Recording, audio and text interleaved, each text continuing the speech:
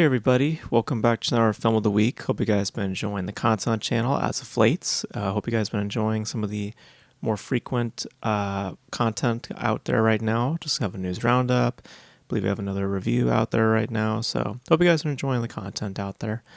We're going to be doing a little bit of a double header for the next 2 days. So of course, if you guys are if you guys have Netflix, or if you guys have just been in the hearing, releases here and there, the sequel to Happy Gilmore 2, is out now, and I had no real interest to see it, but I was just kind of sitting on the couch just now, and I was thinking to myself, sometimes it's just worth your time just to kill time in some respects and watch things that are probably not up to snuff, things like that. So I figured just to indulge and to check out the Happy Gilmore series. Now, I have seen the first film, at least many, many years ago, but I completely forgot about it. So now I just rewatched the first movie, and now I'm going to dedicate this film of the week to the original film. And in the next video, we'll be discussing the sequel. So the film that we're going to be discussing today is Happy Gilmore, which was directed by Dennis Dugan, who would become a frequent collaborator with Adam Sandler on many projects of his, one of which would be Big Daddy. He would do I Now Pronounce You Chuck and Larry. I believe he did Jack and Jill. So he's done a lot of work with Adam Sandler afterwards, Happy Gilmore being their first collaboration, if I'm not mistaken. And this stars, of course, Adam Sandler in the title role, Christopher McDonald, as well as Julie Bowen, and the late Carl Weathers, of course. And as the story goes, it is about a aspiring hockey player named Happy Gilmore who has a hell of an arm. He has a great swing, and he also has a great temper. And he's not able to control himself quite much. And eventually, his grandmother, who he lives with, her house is being taken away because she did not pay her taxes for many, many years, and he's trying to find a way to salvage things. And while he was hanging out with some of the moving guys, he picks up on the idea that he's actually potentially good at golf, because with that good swing of an arm that he has, he actually embeds that into the sport of golf. Finds himself in a tournament against Shooter McGavin, who is kind of the pro golf player there. Finds himself in a love situation with a girl there, with Julie Bowen, as well as a seasoned veteran to the sport, Carl Weathers. And finds himself in this tournament trying to get money to salvage and pay off his mom's house, and maybe learn a little bit more about self-control and discipline. So this movie was also co-written by Adam Sandler, so this was something that he involved himself in a great capacity. And Adam Sandler is a very particular beast. If you're mostly he is that known for his comedies, but, lately he's been being a little more explorative as a performer, and I have actually been very impressed by what he's done outside of the comedic realm. Films like Uncut Gems, Punch Drunk Love, this most recently was Spaceman. I think he's a very capable performer, and I think he definitely needs to involve himself in more of those spaces. And just generally, I think he does a decent job. I mean, here, I think he does a okay job. There's not a whole lot that he has to do outside of just being angry. And he does fair. I mean, at some points, it's a little over the top for my taste. Like, at some points, he's kind of ripping a Jim Carrey. And then other points, it's just fair. It just, it gets the point across, and it does what it needs to do. And I guess I could say the same for the rest of the performances. I would say Christopher McDonald probably being my favorite of the performances, because he is actually trying to commit to a certain extent, where everyone else is just kind of just doing what they need to do. Carl Weathers also being decent in this as well, but the thing that I just could not get behind with Happy Gilmore was really everything else. I think this is like, if there was a word for this, I think that the word for it would be trashy.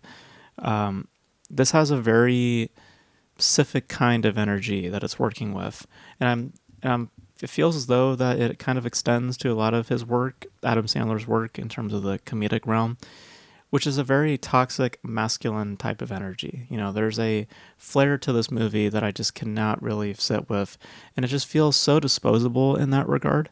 There's like points where Adam Sandler is signing a girl's boobs. There's points where we see uh, a, a couple of dudes' butts. There's points where there's obnoxious noises, and there's this and that. There's tons of shots of Julie Bowen, or at least towards the end, in lingerie. You know, it's like there's a certain type of vibe that this film works with that I am not particularly a fan of, and I just don't think really creates a genuine place, except just more, I'd say, low bar, just very, it doesn't reach any heights that I feel would come across as genuinely charming or just genuinely interesting.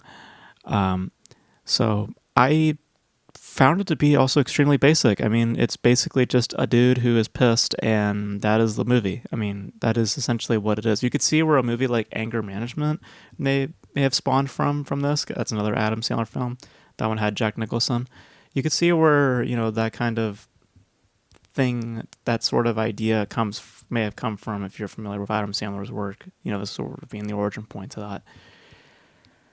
It just doesn't do anything more than as it describes. It's just a dude who plays golf and he gets pissed off. I mean, that's pretty much all it really is, and I wouldn't exactly call it funny because of just the type of energy that it possesses. Again, it just doesn't really invite for a lot more of a. It doesn't really feel inviting as much as this is who we are, and you either take it or leave it. And I can commend a movie that can, be that sort of way, but in this fashion, I just don't think it's that accessible. So it's trashy. It's disposable. It is the type of film that you just kind of watch on TV, like you're just scrolling through the channel and that's the film that pops up. That's what this is. It's not anything more than that. And if you're coming into that, looking for a film like that, then Happy Gilmore may fit the bill for you. But if you're asking me anyway, I just don't think that the energy that it possesses, just the way it's structured, just the way that it's told, it feels like just a collection of skits, a collection of just jokes. It doesn't feel like that there's an actual story taking place. It just feels like, wouldn't this be funny? Or, hey, wouldn't this be funny? Or, hey, wouldn't this be funny? That seems to be at least the motivation behind the writing behind the movie, is just seeing what would be funny. And not what makes fundamental sense for the story or making the story more interesting, just what gets a laugh. And unfortunately, with that mindset, it doesn't always pan out. And in the case of Happy Gilmore, it really doesn't pan out, at least for me. So yeah, I think it has the wrong vibe. I think that it's just generally just doesn't have a lot going on except just a dude just upset. There's also small things here and there, like the chemistry between Adam Sandler and Julie Bowen was just absolutely like nothing was there. There was no chemistry between the two, because it never asked the question of why she would be attracted to someone like this, who is that of a man-child. I don't understand why she's attracted by him. Seeing him throw a fit, punching people in the face, somehow she falls for him. It's like, I don't exactly understand that. It's kind of also ironic given Adam Sandler's writing the script, so I don't know. But yeah, it just feels just really nothing. And, outside of just some decent performances here and there, which to that extent, it just means that they're doing what they got to do.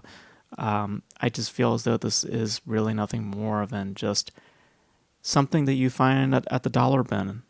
I mean, that's really what this is. And, for some people, they might find that to be great, but for me, I just find it as it is valued. It is just very cheap. And I just don't think it to be anything more than that. So yeah, so those are my thoughts on Happy Gilmore. I could give a shit. I really just thought it was disposable. It was trashy. It just never came across as genuine to me. It just always felt like it was having to. It just like the energy is just wrong for this. I just don't think that it needed to be aiming for that type of mood. It just kind of killed the vibe for me a little bit, or at least just kind of messed with my experience, because I'm always just having to content with that energy of people like toxic masculine dudes all around thinking of women as objects, and this and that, saying all these weird things, people getting pissed for just it's just like, I don't know, I just stuff, the vibe just what didn't really get to me, didn't really work for me, and a large part of that is why I just could really care less about the movie. But I will be seeing the second one just to indulge, and we'll see how things panned out there. I've heard decent things, so we'll see. We'll see how it pans out. But you guys, what are your thoughts on Happy Gilmore? If you guys have seen it, it was one of the earlier films from Happy Gilmore, from Adam Sandler's career. You guys may know some of your favorite films from Adam Sandler. Obviously, I favor some of his more dramatic work than his comedic work. But you guys let me know your thoughts in the comment section below. Your guys' thoughts on Happy Gilmore 2. Your thoughts on that. I will be trying to check that out tonight, and we'll see if I'll record something later on tonight in relation to Happy Gilmore 2. But let me know all your thoughts in the comment section below. And that's going to be it for this video, guys. Thank you guys for tuning in. And until then, I'll catch you guys in the next video. Bye.